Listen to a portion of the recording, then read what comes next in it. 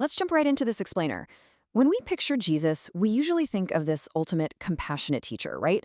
But if you really dig into the Gospels, man, some of the things he says are actually kind of uncomfortable. They don't exactly fit that perfect, gentle mold we're so used to. Instead, you get these hints of a profound, almost jarring sense of alienation.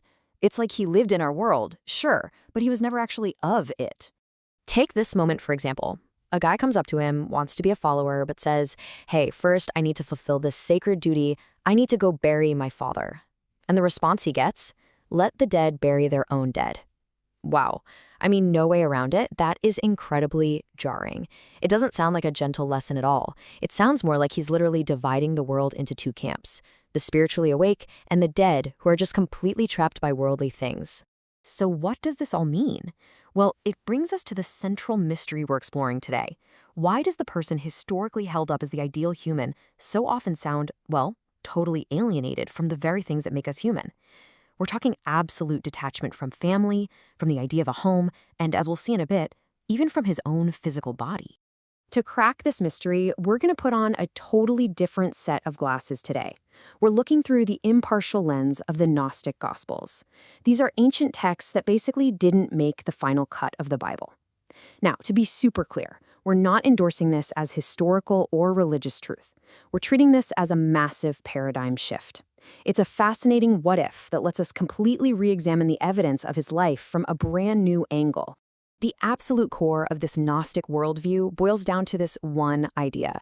Our physical reality, the world we can see and touch, is not our real home. Actually, scratch that. They saw it as a literal prison, a flawed shadow copy of a much higher spiritual reality. And the whole design of this physical universe, it's basically a trap meant to keep us asleep, to make us forget where we truly came from. Which brings us to the Gnostic origin story, specifically found in the Gospel of Thomas. It proposes that we do not belong to this world of dirt and bone. We come from a place of pure light. From this perspective, every single one of us is an exile, a stranger. And Jesus? He's simply the one who remembers this truth more clearly than anyone else. Part 1. Rejecting earthly ties, rethinking family and wealth. Okay, so keeping those Gnostic glasses on, let's re-examine how he handled our most basic human connections. The contrast here is huge.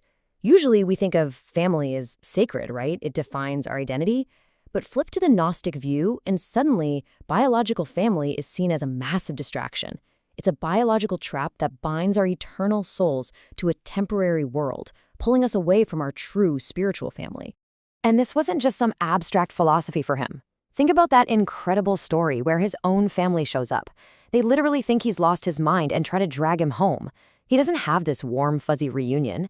Instead, he publicly rejects them. He radically redefines family, not by blood, but by spiritual awakening and purpose. It's a huge act of disconnection. It all builds into a picture of complete and utter detachment.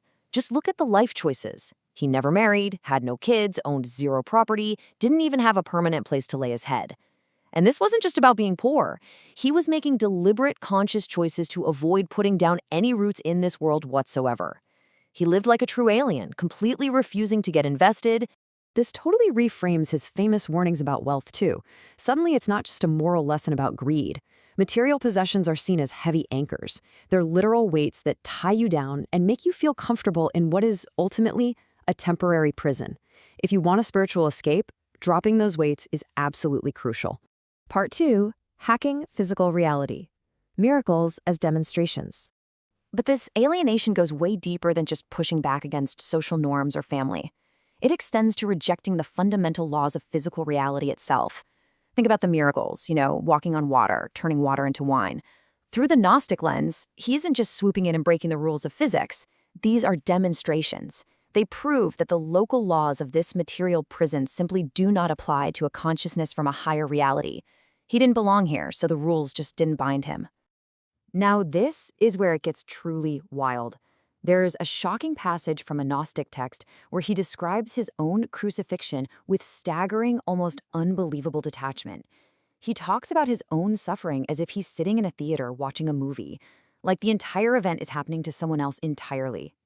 So the key takeaway here is that this represents the most extreme alienation imaginable. From this perspective, his physical body is literally foreign material. It's not the real him. The pain, the suffering, that's all happening to a physical shell, while his true self, his consciousness, remains completely untouched. He's just watching the whole thing unfold from a safe distance. Part 3, the alarm clock mission, waking the sleepers. Which brings us to a really logical question. If he was so incredibly alienated from this physical reality, so detached from his body and the world, what was the point of his mission here in the first place? Well, from the Gnostic viewpoint, his goal wasn't just to wander around being a stranger. His mission was to be a revealer. Think of him like a giant alarm clock. His entire purpose was to venture down into this reality, find other trapped, exiled souls, and remind them of where they actually came from. There's this incredible line from a Gnostic text called the Apocryphon of John that captures this perfectly. Let him get up from deep sleep. He's that voice calling out into the prison, basically shaking the sleeper inside, urging them to wake up and remember who they were before they got trapped down here in the material world. But here's the catch, and it's a huge part of this mission. When people actually hear that call and begin to wake up, they start to feel that exact same alienation themselves. That realization transfers right over to them. They realize they don't belong here either. And because of that, the world starts to become hostile to them just like it was hostile to him. Part 4, an echo of home. The final provocative thought. You know, this ancient philosophical detective story isn't just about history or dusty old texts. It connects directly to us right now. I mean, we've all had those moments of feeling like an outsider, right? Those times where you feel like you just don't fit in with the world around you. So consider this final thought as we wrap up this explainer. What if that feeling of alienation isn't some kind of personal flaw? What if it's actually a memory, a faint, distant echo of where you truly belong?